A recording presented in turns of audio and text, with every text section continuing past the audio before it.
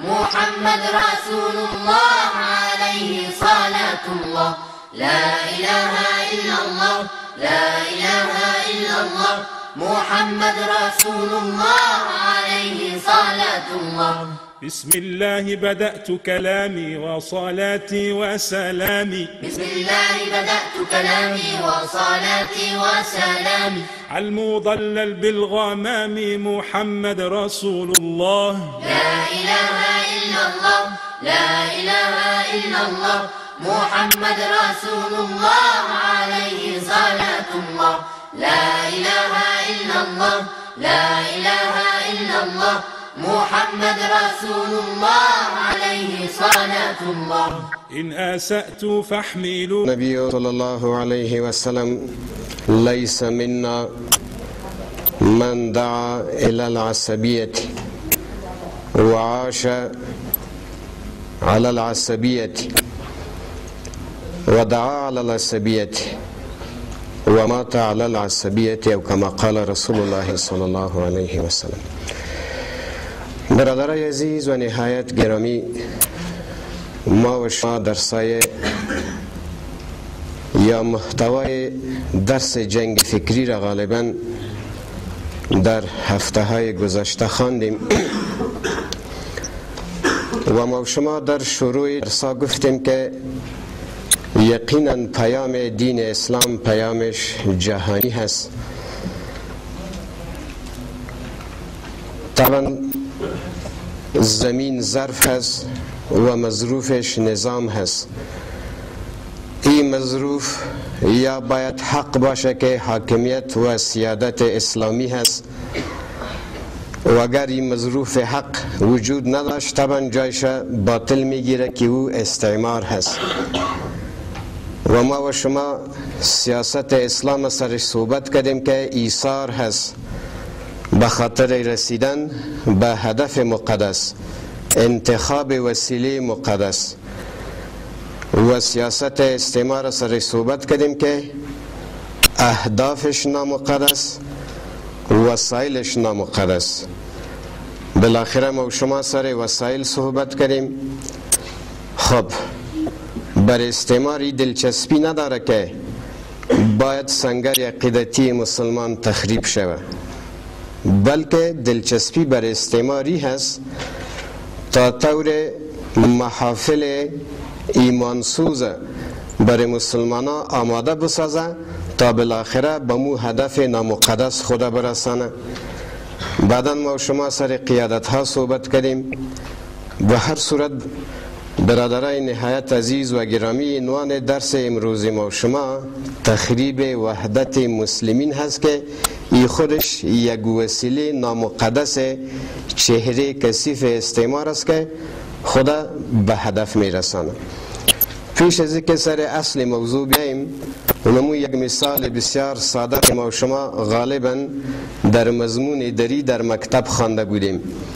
یک مرد ریش سفید هست و حالت ناز است و 7 بچه جوان و نیرومند داره. در حالت ناز هر 7 بچه خود میخواه و 7 تیره کمرش با یک تسمه شخ بسته میکنه. بالاخره ای 7 تیره که کمرش با تسمه شخ بسته شده، ایره بره بچه کلان خود میته، میگه بچیم کمر ای تیرها را میده کو. او هر قدر سر تیرها فشار میاره نمیتانه. بالاخره برای بچه دوم هر هفتش زور آزمایی میکنه ولی بالاخره مایوس میشه. بعد از او پدر برش نصیحت میکنه بچیم اگر شما 7 برادر متحد و یک پارچه بودین، هیچ طاقت دنیا نمیتونه کمر شما را بشکنانه. بعد از او برش تسمه را خلاص میکنه، یک تیره برشان میده، میگه حال شما کوشش کنین. ولی بسیار با آسانی هر بچهش کمر تیره مشکنانه. اگر شما یک شدین، اتحاد و اتفاقتان از دست دادین، یعنی هر طاقت باطل دنیا کمر شما را مشکنانه. برادر عزیز و نهایت گرامی، آیه کریمه را که پیشتر خدمت شما تلاوت کردم، واعتصموا بحبل الله جمیعا ولا تفرقوا، پیام ذات پروردگار با امت اسلامی هست که شما به اسلام چنگ بزنین، به رسمان پروردگار چنگ بزنین، به حیثیت قوم، به حیثیت رنگ و به حیثیت زبان شما زندگی نکنین. جناب نبی کریم صلی الله علیه و سلم ارشاد می فرماید مثل المؤمنین فی توادهم و تراحمهم و تعاطفهم کجسد الواحد. یعنی پیامبر گرامی امت اسلامی را به یک جسم تشبیه میکنه. یقینا ما شما اعضای وجود میبینیم که همش یکی خاطر دیگه قربانی میته. کمال از چی هست؟ کمال از روح هست و روح حکم خدا هست. تشکر. برادر، در جامعه اسلامی که دین خدا حاکم باشه و تمام امت محکوم باشه، بالاخره ماده دفاع یا خصوصیت دفاع در امت پیدا میشه. مثلا روح که در جسم باشه، تمام اعضا فعال است و نظام دفاعی موجود است. هیچ وقت دست برادر پشر اجازه نمیته سر گوش بشینه و هیچ وقت مگس اجازه نمیته سر بینی بشینه. اما موقعی که روح از جسم میبره، بالاخره جسم به جسد تبدیل میشه و او بیکار میشه. این موقع اگر ماری جسم بگزه، بعد از اوی دست هیچ دفاع کرده نمیتونه. یک لحظه پیشتر دماغ فعال، چشم فعال، دست فعال، تمام نیرو موجود، نظام دفاعی موجود، ولی موقعی که برادر روح پرواز کرد، جسد بیکار است. استعمار این حیثیت داره برادر عزیز. موقعی که به معنای کلمه امت موجود باشه، استعمار جرأت کرده نمیتونه. اما موقعی که استعمار ظهور میکنه، مسلمان ها را به اقوام و قبایل تبدیل میکنه. ایمار و گجلم در هر موقع برادر کشورهای اسلامی را اخطار میته، سرش تعرض میکنه، اونها را میگزه، ولی همشان در مقابل بی تفاوت هست. برادرای عزیز و نهایت گرامی، وقتی ما شما سر کلمه امت بحث میکنیم، یک تن از علمای مصری بسیار امت زیبا تشریح میکنه. میگه در شهر قاهره روزمره 10 میلیون مسلمان سرگردان در شهر میگرده به خاطر استرداد 10 میلیون هدف. این امت نیست. 10 میلیون مسلمان به خاطر استرداد 10 میلیون هدف سرگردان است. ولی امت چی را میگه که 10 میلیون مسلمان، 1 میلیارد مسلمان، 2 میلیارد مسلمان صرف هدفش یکی باشه. نبی کریم صلی الله علیه و سلم چطور امت تشکیل کرد؟ پیش از بعثت جناب نبی کریم صلی الله علیه و سلم دور جاهلیت است. خب ما شما سر خصوصیات دوری جاهلیت صحبت کردیم. تکبر، تعصب، حب مال، حب جاه، نظام مختل. ملوک و طوایفی، هر قدرت که برادر قوی می بود، هر قبیله که قوی می بود، اقوام خورده در بطن خود خمیر میکرد و هر کس به حیثیت قوم زندگی میکرد. احیانا سر تعدد اشخاص اونا مناظره میکردن. وقتی تعداد قوم کم میشد، بالاخره به قبرستان ها مراجعه میکردن. نبی کریم صلی الله علیه و سلم در روشنی کلمه لا اله الا الله محمد رسول الله چطور اقوام و قبایل جمع کرد. بلال از حبشه، صهیب از روم، سلمان از فارس. راجع به بلال حبشی ما و شما صحبت کردیم. جناب عبدالله اعظم می فرماید که قیمت یک غلام حبشی در دوران جاهلیت غالبا 3 درهم بود. اما موقعی که حضرت بلال حبشی یک خشت بسیار قیمتی در محراب امت گذاشته شد، بالاخره باز حضرت بلال به مقام رسید که اگر بلال ناراض می شد، در حقیقت پروردگار ناراض می شد. به هر صورت موقعی که حضرت عمر صاحب رحلت میکرد گفت ای کاش سالم غلام حذیفه صاحب زنده می بود که مورا به حیث خلیفه انتخاب میکنم. یعنی نبی کریم صلی الله علیه و سلم قیادت اسلامی را از همین مسلمان هایی که از اقوام مختلف بودن جمع کردن.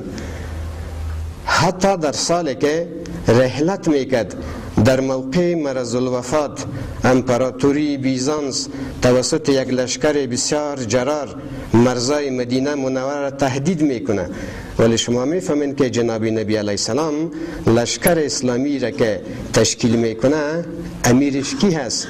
اسامه ابن زید نوجوان عبدالصالح. و در لشکر خلفای راشدین هست، اتو قماندان کار آزموده مثل ابو عبیده ابن جراح هست، خالد ابن ولید هست.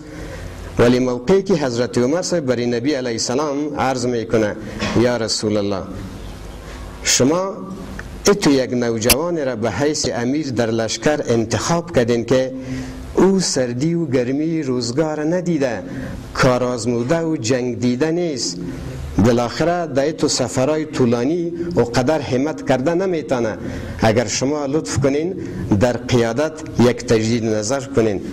نبی علیه السلام برش تبسم کرد گفت ای عمر خداوند بالای تو رحم بکنه، میفهمی که امارت اسامه از بالای 7 آسمان اعلان شده. برادر عزیز و نهایت گرامی، بالاخره نبی علیه السلام امت ساخت. خب ما شما وقت سر وحدت مسلمین صحبت میکنیم، وحدت صرف برادر به ایمان و اعمال هست. تا وقتی که مسلمان ها 13 قرن در روی زمین حاکمیت و قیادت داشتن، تمام اقوام مسلمان جهان در روشنی کلمه لا اله الا الله 13 قرن با هم متحد بودند. اما موقعی که مسلمان ها سیادت و خلافت خود از دست میتن، بالاخره به اقوام و قبایل تبدیل میشه. یک عرب که مسیحی هست او حزب بحث تشکیل میکنه، 4 ماه برادر فکر قوم برش میته، ولی بعد از 4 ماه این حزب منتشر میشه. جالبی هست که عقیده و قوم مسلمان ها را 13 قرن متحد ساخته بود. پروانوار دور شم دور میخوردن، پروانوار در روشنی مناره خلافت همشان متحد بودند. یعنی عقیده تانست که 13 قرن مسلمان ها را با اقوام مختلف متحد بسازه، ولی احساس قوم نتانست که 4 ماه برادر مسلمان ها را متحد بسازه. به هر صورت مکه معظمه زیاد سرش ما و شما صحبت کردیم سر زندگی مکی. بالاخره صحابه کرام وقتی که قوم مرز زبان و رنگ ترک کردن و با چکش توحید تمام بتهای مرز و قوم بالاخره خرد کردن و با اساس حکم خدا با وجودی که برادر منطقه خدا زیاد دوست داشتن، محیط مکه معظمه را بسیار زیاد دوست داشت، ولی به خاطر عقیده قوم سمت و منطقه را ترک کردن.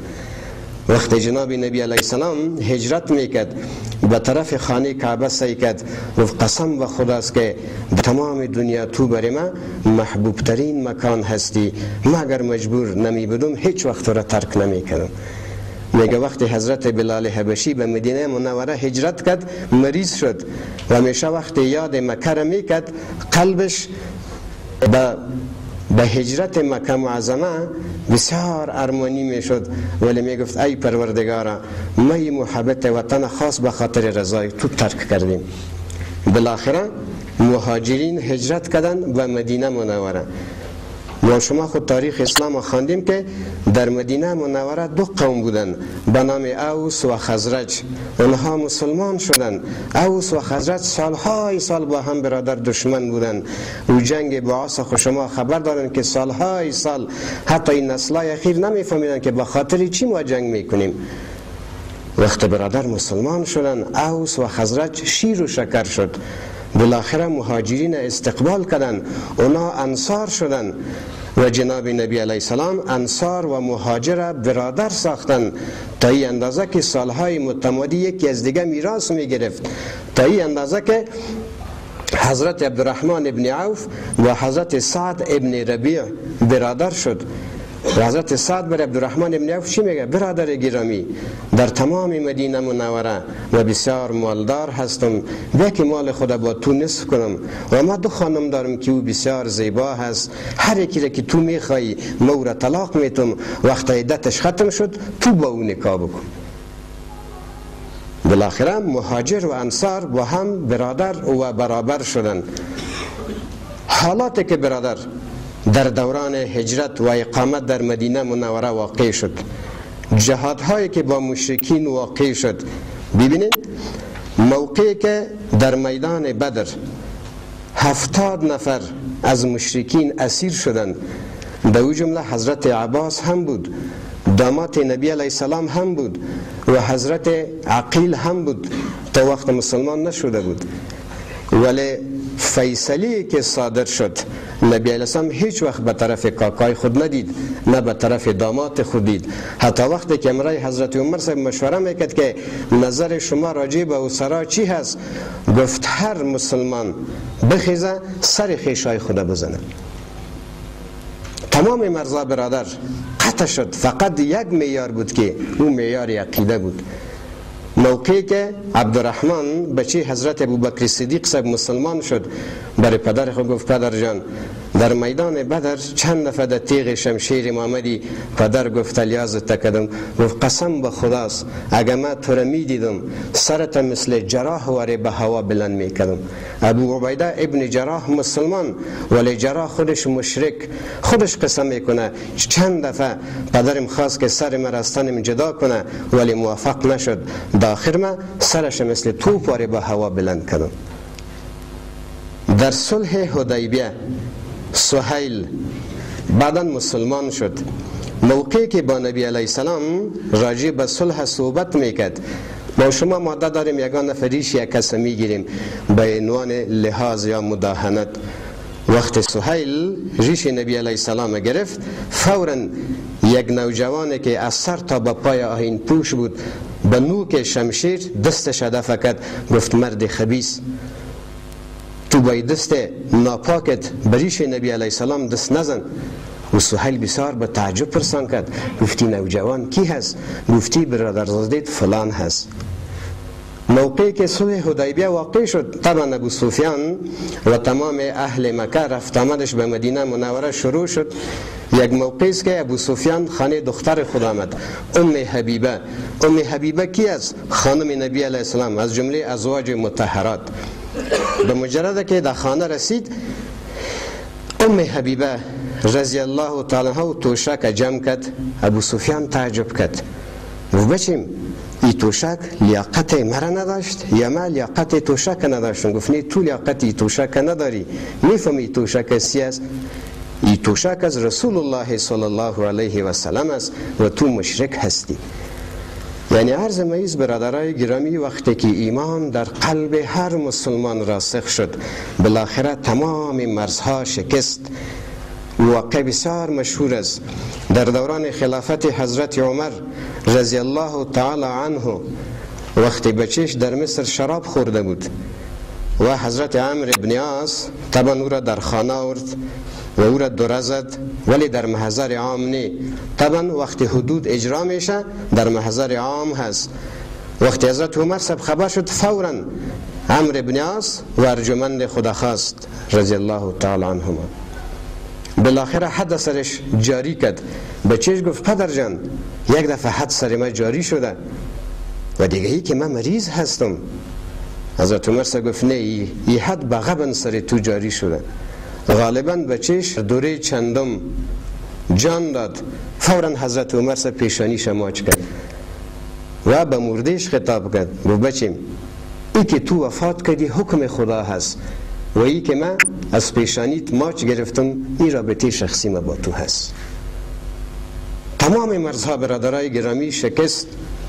موقعی که نبی علیه السلام همراه صحابه کرام به مکه معظمه رفتن و مکه معظمه فتح شد. به تعقیبش قبیله هوازن، غزوه حنین شما داستان خواندین. به هر صورت غنایم زیاد به دست مسلمان ها رسید و پیامبر گرامی صلی الله علیه و سلم برای مؤلفت القلوب زیاد سهم داد. مثلا برای حضرت معاویه 100 شتر، برای حضرت یزید 100 شتر. این موقعی بود که بعض صحابه کرام اونها ناراض شدن، گفتن که نبی کریم صلی الله علیه و سلم برای خویشای خود زیاد امتیاز داد.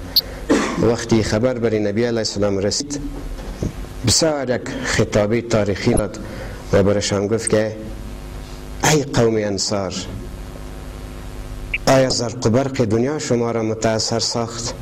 قسم به خداست که مثل ایمان شما حساب کردم که یقینا دنیا برای شما هیچ اهمیتی نداره و اینها کسایی هستند که امیدوار هستیم که اونا به اسلام مشرف شود.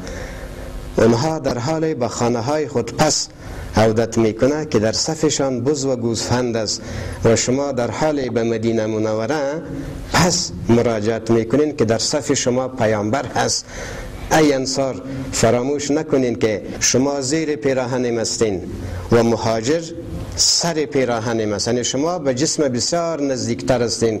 ای پروردگارا، انصار ببخش و سر آل و اولادش رحم بکن. یعنی عرض میست که معیار صرف عقیده بود.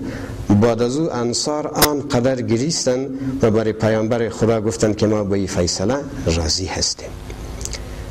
برادرای عزیز و نهایت گرامی، بالاخره اینمی عقیده بود، امی فکر بود، تمثیل زیبای اسلام بود که اقوام و قبایل مسلمان بالاخره سر تمام دنیا سیادت پیدا کردند. ما شما اکثرا راجع به طارق ابن زیاد صحبت میکنیم. طارق ابن زیاد او شخصیتی بود که بالاخره قرطبه را فتح کرد ولی خودش یک غلام آزاد شده بربر بود. به تعقیبش فتوحات موسی ابن نصیر. به هر صورت یعنی امی والی ها یا کسایی که در نقاط مختلف دنیا حاکمیت اسلامی را به دست گرفتن خاص برادر عرب نبودن، از نقاط مختلف دنیا آمدن ولی در روشنی لا اله الا الله و محمد رسول الله. به هر صورت برادرای گرامی، ما شما در درسای خود گفتیم تا موقعی که برای مسلمان یک معیار بود، ایمان و اعمال صالح، خداوند جل جلاله قیادت تمام جهان برش داده بود. وقت ایمان در وجود مسلمان آهسته آهسته ضعیف شد و احکام اسلام درست عمل نکرد، بالاخره سیادت و حکومت هم از دست داد. پیشتر من خدمت شما یک جمله را گفتم، عقیده 13 قرن مسلمان ها را مثل یک جسم، اعضای یک جسم متفق ساختن، اما وقتی که برادر عقیده از بین رفت، طبعا یگانه وسیله که باز مسلمان ها به او جمع شدن او برادر قوم بود. یک موقع مردم اروپا از سید جمال الدین افغان پرسان کردند مسائل زیاده را. به هر صورت یعنی مسلمان هایی که در اروپا بود، بالاخره آقای سید برش گفت که ای مسلمان ها، 3 چیز شما مراعات کنین. یکی بین شما باید مرز وجود نداشته باشه و دیگه شما یک واحد پولی داشته باشین، یک واحد پولی که در تمام جهان اسلام بچلی، و دیگه که شما یک زبان انتخاب کنین که او بین المللی باشه که زبان عربی هست، مسلمان در هر کنج دنیا سر صحبت کرده بتانه. بالاخره وقتی که استعمار ظهور کرد، از نصایح سید جمال الدین افغان اونا سوء استفاده کردن. یعنی امروز زبان انگلیسی زبان استعماری هست، خب هم مسلمان سرش تکلم میکنه و هم جهان کفر. مردم اروپا بالاخره یورو را کشیدن. او پولی هست که در تمام کشورهای اروپایی چلش داره، یک واحد پولی هست و مرز وجود نداره. شما با یک تکت میتونید که از بریتانیا هم به هالند سفر بکنید. خداوند جل جلاله امو عزت از استرفته اسلام هم بار دیگه اعاده بکنه. میایم برادر فعلا سر جهان استعمار. شما خود چهره کثیف استعمار را دقیق میشناسین. انگلیس ها برادر یک ضرب المثل داشتند. عرب ها میگه که فرق تسد. اینمی ضرب المثل انگلیس ها را ترجمه کردم و شما میگیم تفرقه بینداز و حکومت بکن. یعنی جهان استعمار دقیقا اسلام مطالعه کرد. ذات پروردگار جل جلاله می فرما انما المؤمنون اخوة. مسلمان ها به نسبت عقیده همیشان برادر و برابر هست. انما ای برادر کلمه حصر است. صرف مسلمان به نسبت ایمان برادر و برابر هست. کدام مسائل است که ای برادری را از بین میبره؟ به تعقیبش پرهیزها هست. یا ایها الذین آمنوا لا یسخر قوم من قوم. ای مسلمان ها شما یکی دیگه تانه به باد تمسخر نگیرین که منشه تمسخر تکبر هست و ای خودخواهی هست. به تعقیبش ولا تلمزوا انفسکم ولا تنابزوا بالالقاب. شما یکی دیگه تانه در مقابل کلمات زشت مخاطب نسازین و یکی به دیگه القاب استعمال نکنین. کفایت میکنه که یک مسلمان هویت مؤمن گرفت بعد از او شما با کلمه کریه او را مخاطب میسازین. ولا تجسسوا شما جاسوسی نکنین. ولا یغتب بعضکم بعضا یکی دیگه تان غیبت نکنین که غیبت خودش در حقیقت یک جنگ فکری علیه برادر مسلمان هست. این پرهیزای محیطی هست ولی در آخر الله جل جلاله برای مسلمان یک پرهیز جهانی را میده. یا ایها الناس انا خلقناکم من ذکر و انثی. ای مردم جهان، ای مسلمان های جهان، ما شما را از یک پدر و مادر پیدا کردیم.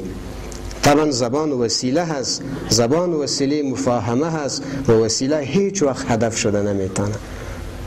و قوم وسیله شناخت است. ولی گپی بنیادی چی است؟ ان اکرمکم عند الله اتقاکم. یقینا گرامی ترین شما به نزد پروردگار متقی ترین شما هست. آل مستشرقین غربی یهود و نصارا قرآن دقیق مطالعه کرده. اونا این رمز درک کردن که پروردگار کدام نسخه را برای امت مسلمان داد. اونا عملی کردن، بالاخره همشان یک جسم و یک جان شدن. و ذات الله جل جلاله کدام پرهیزها را برش داد؟ بین که ما پرهیزها را من حیث یک دعوتگر باطل اونا را برش تشویق بکنیم. برادرای عزیز، یک وقت که من دمیشار می رفتم یک لوحه را می دیدم به نام مدیریت اقوام و قبایل. اما موقعی که استعمار سرخ روس در افغانستان حمله کرد در ابتدایی به نام ریاست اقوام و قبایل، یک وقت برادر وزارت اقوام و قبایل شد. دکتر نجیب این رئیس استخبارات بود و میگن که در صفوف جهاد 3 ریاست استخبارات دوران کمونیستان در امر انتشار صفوف جهادی کار میکنن. دکتر نجیب در بیانای خود میگفت اگر این مجاهدین بیاید حمام خون در شهر جاری میشه. او خود سیاستمدار بود، میفهمید که ما چی را کشت کردیم و چی را در اوقات کردنی مردم. بعضا برادرای بسیار ساده میگه والا دکتر نجیب حافظ قرآن و بسیار سیاستمدار و چیزی را که میگفت عین شدم تو. خب برادر،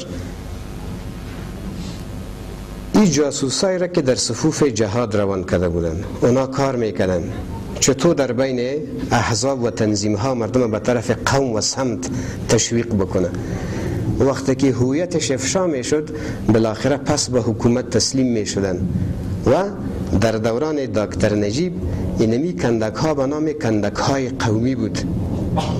این کندک ها به نام کندک های قومی پشتون، تاجک، هزاره، ازبک، تمام اقوام تا به دندان مسلح ساختن و می افکار برش میدادن، افکار قومی را برشان میدادن. تو یک موقع شد که بالاخره نظام کمونیستا از بین رفت ولی تا به دندان مسلح بودن. اما بود که یکی علیه دیگر قیام کردن. تاجک در مقابل پشتون، پشتون در مقابل تاجک. خوی جنگ ها را ما شما دیدیم که بالاخره در سر مردم میخوار کوبیدن. عرض میز برادرای محترم، استعمار هر جایی که یک کشور مستعمره میسازه کوشش میکنه که برای مردم فکر قومی را بده. انگلیس ها در هندوستان چی میکردن؟ میرفتن برادر یک گاو میگرفتن، او را دمو مندر هندوها و نمو جمعی کشتن منداختن. صبح که هندوها از خانه خود میبرمد که پالوی مندر یا عبادت خانهشان گاو گرفتن کشتن، بسیار وضعشان خراب میشد. میرفتن مسجد مسلمان ها را در میدادن. بالاخره بین هندو و مسلمان جنگ شروع میشد و استعمار با کمال اطمینان به مو هدف خود میرسید. امروز ما شما امریکا را میبینیم در عراق، فقط فکر قوم بین اهل تشیع و بین اهل تسنن. فعلا در عراق برادر جنگ هایی است که قبلا هم بود، به هر صورت حال هم جریان داره و استعمار با کمال اطمینان برادر به مو هدف خود میرسه. خداوند شما را معزز داشته باشه. مسلمان باید بسیار بیدار باشه، مسلمان بسیار باید هوشیار باشه. نبی اسلام میفرماید المؤمن کیس فتن. مسلمان باید بسیار دانشمند، مسلمان بسیار هوشیار، در هر موقع باید بفهمه که امی لحظه کدام حکم خدا برای من متوجه هست. دیروز در پانتون بسیار بیروبار بود، بیروبار نهایت زیاد بود. من از بچه پرسان کردم، گفتم چی گپ است؟ گفتی جا عکس احمد شاه مسعود کس در مقابلش اهانت کرده. من گفتم برادر شما ساده نشین، شما ساده نشین. ایره من فکر نمی کنم کدام نوجوان مسلمانی کار کرده باشه. چرا فعلا در افغانستان ای تو حالات است که با تمام اقوام و قبایل در روشنی لا اله الا الله محمد رسول الله متفق شود. طبعا یکی از جاسوسایی که از استعمار امتیاز میگیره و بالاخره اهانت کرده. دیروز متوجه بودم که بین مؤثرینی که اونها دری زبان بودن و بین مؤثرینی که پشتون بودن آهسته آهسته مقدمات ایتو فتنی ظهور کرد که اگر او فتنه رفع نمیشد شاید به دهها محصلین موج برادر کشته میشد.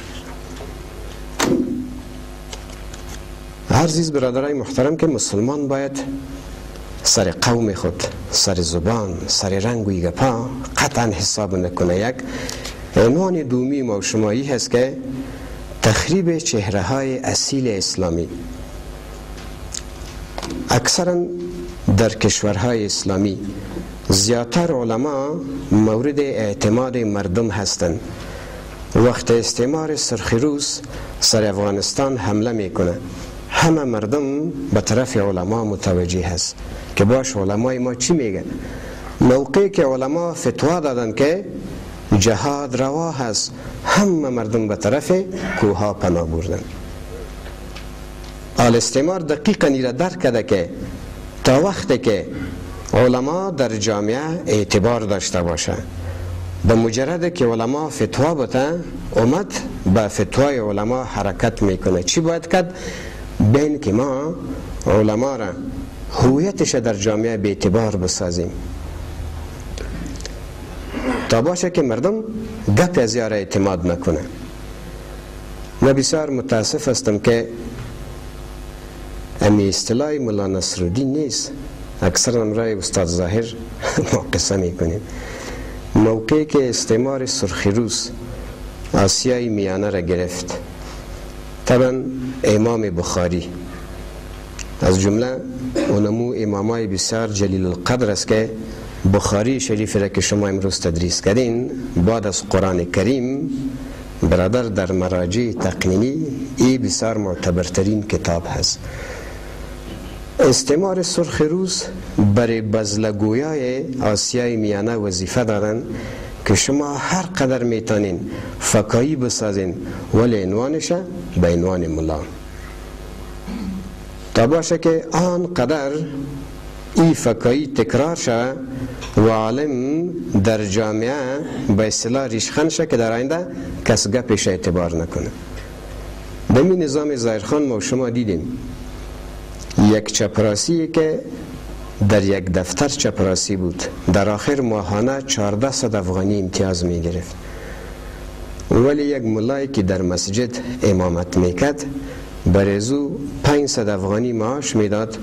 از 500 افغانی 100ش از خادم بود، 100ش از مؤذن بود، 300 روپام برزی میرسید. و او چپراسی یا کارگری که در فابریکه یا در دفتر بود برزو کوپون هم میداد.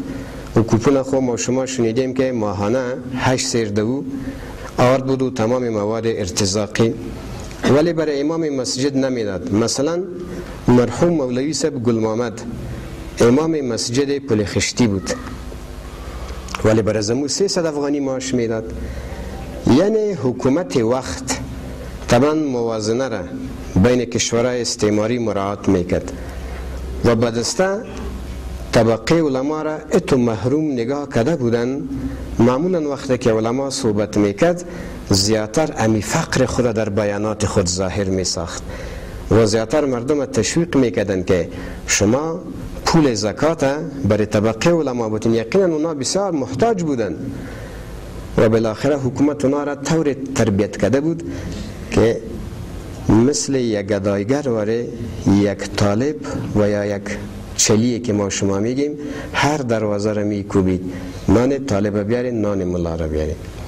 نبی اسلام میفرماید الید العلیا خیر من ید السفلی، دستی که دهنده است ای بهتر است از گیرنده. یعنی یقینا امی سوال آبروی مسلمان میریزانه. وقتی که ملا معیشتش از طریق وظیفه می بود و از طریق نوبت می بود و فرداش در مسجد صحبت میکرد مردم از گپش متاثر نمیشد. یاد ما هست که یگان نفر در میشتر وقتی ما میوه را بای میکردیم میگفت چارکی 20 روپه است.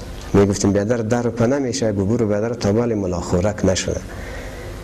یعنی جمله آن قدر عام بود که طبقه عالم در جامعه آنقدر فقیر می بودند که از تمام طبقات فقیرتر تمام مردم میوه را خریده میتانست در هر حالت، ولی در آخرین حالتی که میوه نهایت فریمان و ارزان میشد بعد از او ملا او را بی میکرد. و شما امی اخبار آزادی را حتما دیدینی، بچه ها بسیار علاقمند سیره میبینه. یعنی خود اخبار آزادی هم جنگ فکری هست. اخبار آزادی دمو عنوان ترویج فساد یا ایجاد انقلاب فرهنگی. ظاهرا عنوانش چی هست؟ آزادی، ولی جالب است که ملت مسلمان برادر به بردگی گرفتن. تا پارسال من متوجه بودم که به شکل سریال فکایی ها منظم نشر می شد، ولی عنوانش چی می داد؟ ملا نصرالدین. بالاخره شکل ملا را باز رسم می کرد و کاریکاتورش رسم می کرد. به هر صورت برادرای عزیز و نهایت گرامی، علما ورثه انبیا هست. یقینا دیگه نبی و پیامبر نمیه. یعنی طبقه علما مسئول ارشاد فکر جناب نبی کریم صلی الله علیه و سلم است. و استعمار زیاد میخواه که علما را در جامعه از اعتبارش ساقط بسازه. ما شما یک روز صحبت کردیم موقعی که سید قطب رحمت الله علیه را با پای دار آورد، بله، ولی سید قطب رحمت الله با کدام جرم به شهادت رساند؟ او را به این جرم که سید قطب رحمت الله علیه فتنه و فساد در شهر مصر عام می سازد. و از او جمله شیخ ازهر که دمو قیادت های تقلبی استعمار امتیاز می گرفت برش می گفت که از مراسم اعدام مایی هست که تو در آخرین لحظات زندگی بوی که لا اله الا الله محمد رسول الله. ولی برش تبسم کرد که ما به خاطری کلمه می لحظه بدار آویزان میشم و تو به خاطری کلمه امتیاز می گیری. یعنی شخص ابوالعظم میگه که قسم به خداست تا وقتی که من متعلم صنف دوی جامعه ازهر نشده بودم من فکر میکردم که همین سلطان عبدالحمید واقعا سلطان سرخ هست و بسیار ظالم هست.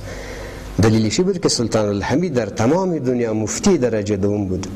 اولین مفتی منیب هاشم بود و بعد از او سلطان عبدالحمید بود. و جهان استعمار این عالم بزرگوار جهان آنقدر برش تبلیغات کرده بودند که یک مؤصل جامعه ازهر هم سر از او مشکوک است. و خود ابوالعظم که بارها ما زبان طنطاوی سب شنیدیم که سلطان سرخ، یعنی استعمار عجیبه علما آنقدر تبلیغ میکنند که چهره و هویت علما در جامعه از اعتبار ساقط شود. مثلا سید جمال الدین افغان اونمو شخصیتی بود که اولین کسی که برادر درس جنگ فکری را برای مسلمانای جهان داد او کی بود؟ سید جمال الدین افغان.